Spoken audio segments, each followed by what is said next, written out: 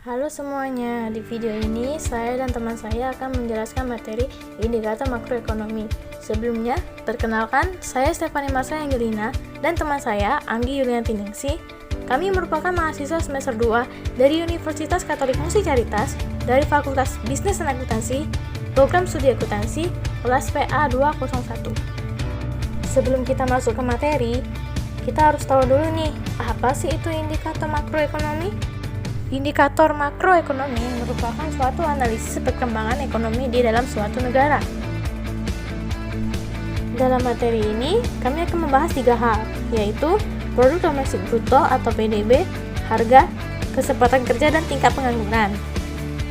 Yang pertama, produk domestik bruto. Produk domestik bruto atau PDB adalah jumlah nilai tambah yang dihasilkan oleh seluruh unit usaha baik menggunakan faktor produksi milik warga negara maupun warga asing di sebuah negara dalam satu periode tertentu. PDB memiliki 3 pendekatan.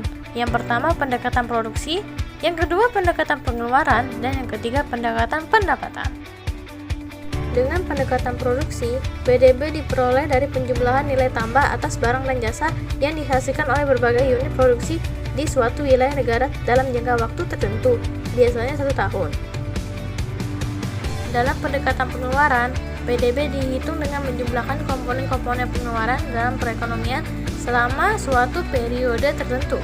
Komponen-komponen tersebut yaitu pengeluaran konsumsi dan pemerintah, investasi swasta dan pemerintah, ekspor barang dan jasa, impor barang dan jasa. Berikut ini adalah rumus PDB pendekatan pengeluaran, di mana C merupakan konsumsi, I merupakan investasi, G merupakan pengeluaran pemerintah, X merupakan ekspor, M merupakan impor. Dengan pendekatan pendapatan, PDB diperoleh dari penjumlahan seluruh nilai balas jasa dari faktor produksi, yaitu upah, sewa, bunga, laba, dan dikurangi pajak tak langsung. Maka, rumus yang bisa diambil yaitu PDB sama dengan W plus R plus I dan plus P, di mana W sama dengan pendapatan para pekerja, R sama dengan pendapatan sewa, I sama dengan pendapatan bunga, dan P sama dengan pendapatan usaha atau laba. Part 2 atau bab 2, harga. Harga, tingkat harga umumnya diukur dengan indeks harga konsumen atau IHK, yaitu indeks yang mengukur perubahan rata-rata tingkat harga antar waktu. Pertumbuhan IHK dapat menggambarkan tingkat inflasi. Inflasi adalah kenaikan harga barang umum yang terjadi secara terus-menerus atau berkesinambungan. Rumus untuk menghitung inflasi. Inflasi sama dengan HKN dikurang HKN dikurang 1 dibagi HKN dikurang 1 dikali 100%, di mana inflasi digolongkan menjadi 4 kategori, yaitu inflasi ringan kurang dari 10%, inflasi sedang 10% sampai 30%, inflasi berat 30% sampai 100%, hiperinflasi lebih dari 100. Part 3, kesempatan kerja dan tingkat pengangguran. Kesempatan kerja adalah ketersediaan lapangan pekerjaan untuk angkatan kerja. Pengangguran.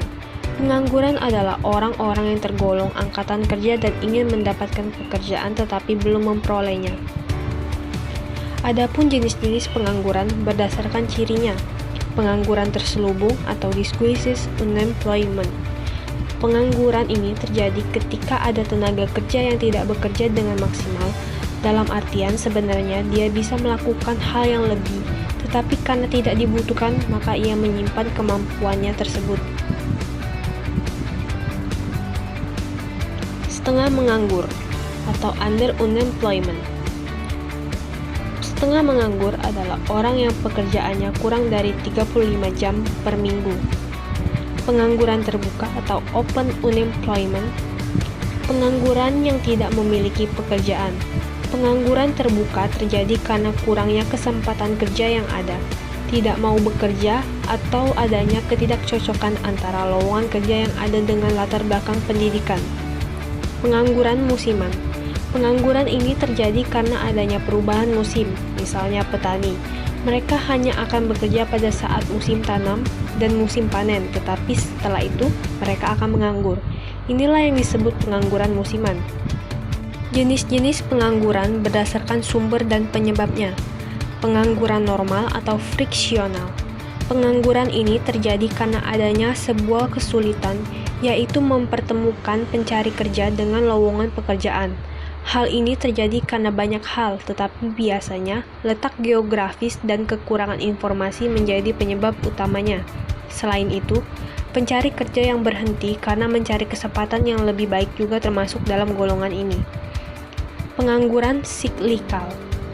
Pengangguran ini disebabkan karena pengurangan tenaga kerja sebagai akibat dari siklus bisnis atau fluktuasi ekonomi seperti resesi. Ketika kondisi ekonomi memburuk karena pengaruh penurunan permintaan konsumen untuk barang dan jasa, maka semakin menurun produksi dan semakin sedikit pula pekerjaan yang dibutuhkan. Pengangguran struktural. Jenis pengangguran ini terjadi ketika ada ketidakcocokan antara keterampilan yang dimiliki pekerja dengan yang dibutuhkan perusahaan.